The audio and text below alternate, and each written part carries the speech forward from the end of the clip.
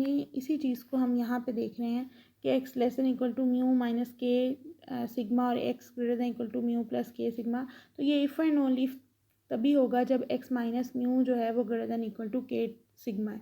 ये मैंने यहाँ पे इसको ये क्यों लिया है इस तरह से, बिकॉज कि अगर आप इन दो इंटेग्रल्स में देखो तो ये जो आपका इंटेग्रल है फर्स्ट वाला, ये आपका है म्यू माइनस के सिग्मा से इसकी वैल्यू लेस है, ठीक है। और यहाँ पे अगर आप देखो तो ये म्यू प्लस के सिग्मा से आपकी वैल्यू क्या आ रही है, ग्रेटर देन इक्वल टू आ रही है।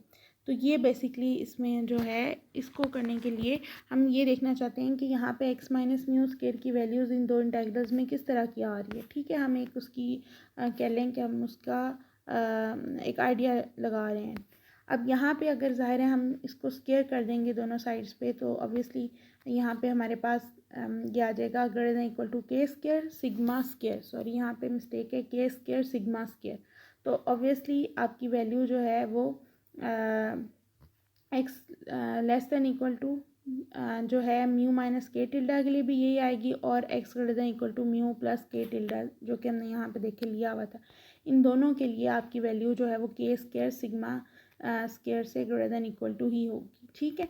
तो आप कह रहे हो कि यहाँ पे इसका मतलब है ये क्या वैल्यू आ जाएगी, के स्केयर सिग्मा स्केयर, और यहाँ पे भी एक्स के स्केयर सिग्मा स्केयर वैल्यू आएगी, ठीक है। आप यहाँ पे इसको पुट कर देंगे और फिर के स्केयर सिग्मा स्केयर से डिवाइड करेंगे, तो आपके पास इस तरह से रिजल्ट आ जाएगा 1/k square greater than equal to this one.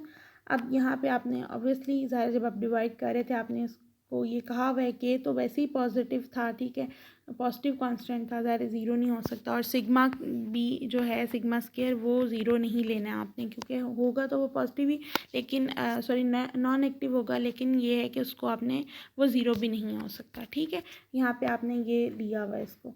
अच्छा, अब उसके बाद ये है कि आप जब इनके ये जो आपकी क्वेश्चन इनइक्वालिटी 1 है, आप इस इनइक्वालिटी 1 में अगर आप देखें तो इसकी जो राइट हैंड साइड बन रही है, तो ये basically sum of two integrals हैं, ठीक है। और ये इंटेग्रल्स जो हैं ये बेसिकली प्रोबेबिलिटी दे रहे हैं कि x जो है उसकी वैल्यू लेस देन और equal to mu minus k sigma होगी, या उसकी वैल्यू ग्रेटर देन और equal to mu plus k sigma होगी, जो कि मैंने यहाँ पे लिखी हुई है, ठीक है। इसका मतलब क्या है कि प्रोबेबिलिटी आपकी x minus mu minus k sigma है, और यहाँ पे आपकी प्रोबेबिलिटी जो है वो x greater than equal to mu plus k sigma है, ठीक है। तो इसको मैंने इस तरह से डिनोट कर दिया। इसका मतलब ये है कि आपकी जो वैल्यू है, अगर आपकी वैल्यूज़ इन इंटरवल्स में रहती हैं, क्योंकि ज़ाहिर है ये जो हैं ये दोनों आपके, अगर आप इन इंटरवल्स को देखो तो ये दोनों इंटरवल्स आपस में ओवरलैप नहीं कर रहे, ठीक है। ये बिल्कुल जो हैं वो